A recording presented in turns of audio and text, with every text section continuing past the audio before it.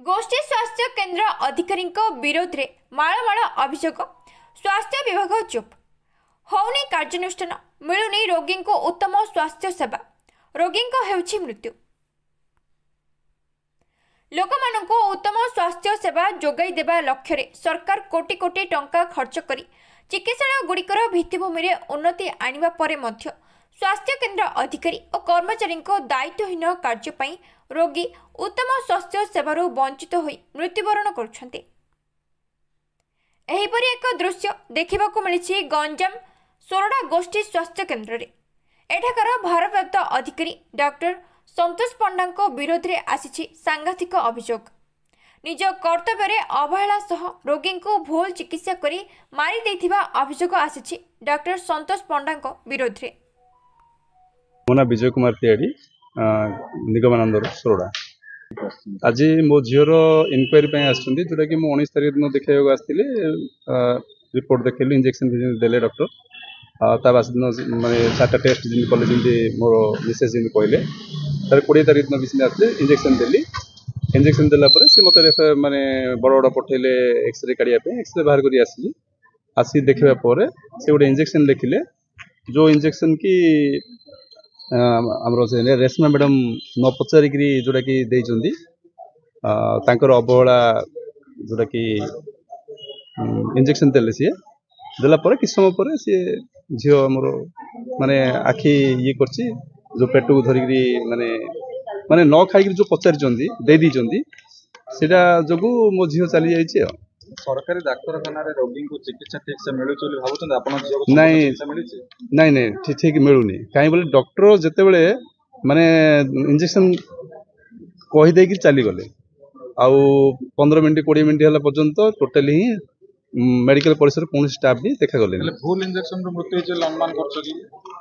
हाँ माने भूल इंजेक्शन ही हाई डोज देवा से मैंने कहते आम तो से भूल इंजेक्शन देइचंती कि कौन देइचंती सेटा तो आमे जानिनु ना। मुख्य माने अभियुक्त दायी का दायी मेडिकल कर्तृपक्ष डॉक्टर आउ जो स्टाफ नर्स से माने ही दायी। ताले कार्यानुष्ठान कोन हबा ना कार्यानुष्ठान एमान को नबा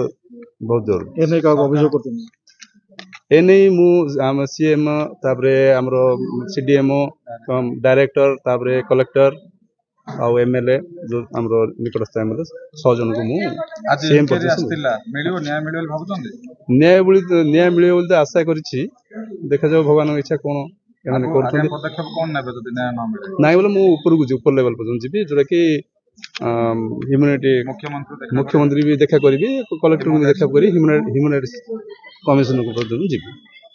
सूचना मुताबिक गत डिसेम्बर 19 तारिख में आशालता पंडा 5 वर्षर झील को काश थंडा होथिबारु सोरडा मेडिकल कार्यरत डॉक्टर संतोष पंडा को देखाइथिले। से औषध और इंजेक्शन देथिले। परदिन अर्थात 20 तारिख में बरगढ़ गोष्ठी स्वास्थ्य केन्द्र को जाई झीर छात्र एक्सरे कराइबाकू आशालता को पठाइथिले डॉक्टर। एक्सरे करी आनिबा परे डॉक्टरंको परामर्श नैथिले। सेठारे डॉक्टर एक इंजेक्शन प्रेस्क्राइब करथिले। ओवरडोज इंजेक्शन देबाकू स्टाफ नर्स को कहिथिले। एहा परे स्टाफ नर्स जनक आशालता को न जणै तांको झियो को इंजेक्शन देई दैथिले। संगे संगे गुरुतर हो जाइथिले आशालता 5 वर्षर झियो। हेले सेते बेले डॉक्टरंको अनुपस्थिति रे पुणी 3टी इंजेक्शन स्टाफ नर्स आनी देबा परे झियोर मृत्यु होइथिला।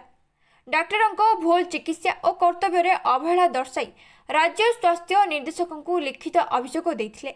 एही अभियोग आधार रे गत 28 तारिख रे अतिरिक्त जिला स्वास्थ्य अधिकारी भी सरोजिनी देवी सोरडा मेडिकल रे पहुंची घटना रे संपृक्त समस्त कर्मचारी को तदंत रिपोर्ट स्वास्थ्य विभाग को पठाइबा सह मृतकों परिवार को न्याय मिलिबो बोली कहिसंते।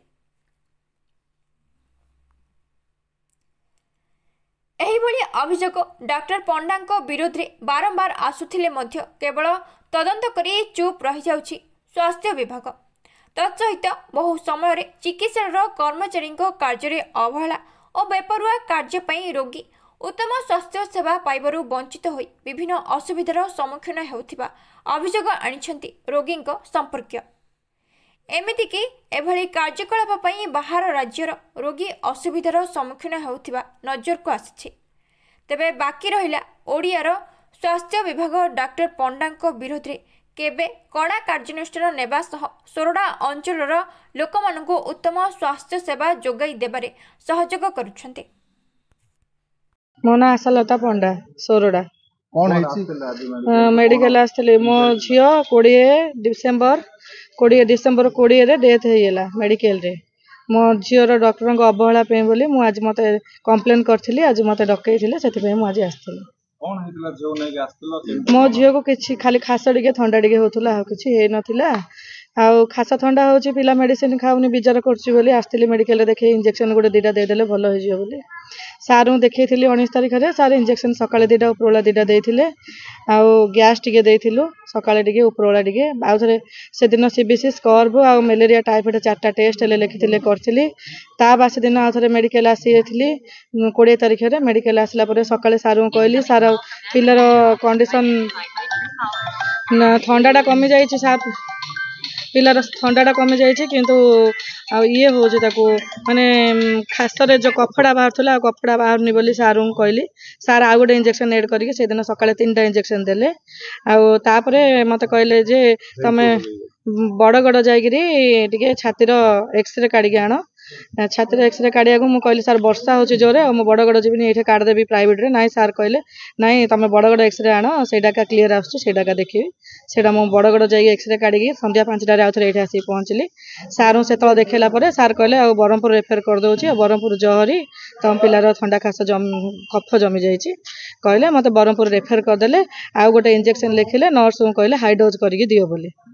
नर्स को कहले हाई डोज करके दियो बोली जिते नर्स माने मो पिला को मु काखेकी धरची मु कथा हैला भितर नर्स मो अजाणत मो पिला को इंजेक्शन दे देइछन्ती जोटा कि पिला हाथटा झिकिलारू मु जानली जिते भेन प्रो रे दे देइछन्ती तार राइट हैंड रो तापर मु तलो जानिली मु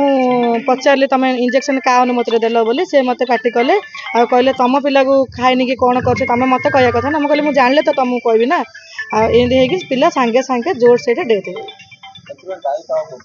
क्या नर्स मेडिकल स्टाफ और डॉक्टर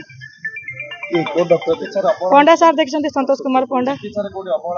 हाँ चिकित्सार अवहेला नहीं मो पिलाटा जो सीरीयस होगा मुझे सार को कहूँ मु बारंबार समस्त चिल्ले को जो इंजेक्शन देदेले नर्स से रूम बाहर पलि आसे से रूम स्टाफ किए रोना इंजेक्शन रूम रे मुझे मो पिला को ऑक्सीजन लगेली मुझे ऑक्सीजन ऑन करी तो मुझे डॉक्टर को डाकतु कहूँ किए डॉक्टर को डाकिदेले आंबुलांस मो पिला डेथ है डॉक्टर आसिक देखुं अवहेला नहीं तो कौन देखा जाऊ मु तो भाभी जे मो पिला को न्याय देकर मु रही भगवान भरोसा जदि भगवान बोली कौन थी जदि सतरे थी जे आमको कौन न्याय मिल आम भारत में न्याय व्यवस्था ठीक थी कहले न्याय मिल।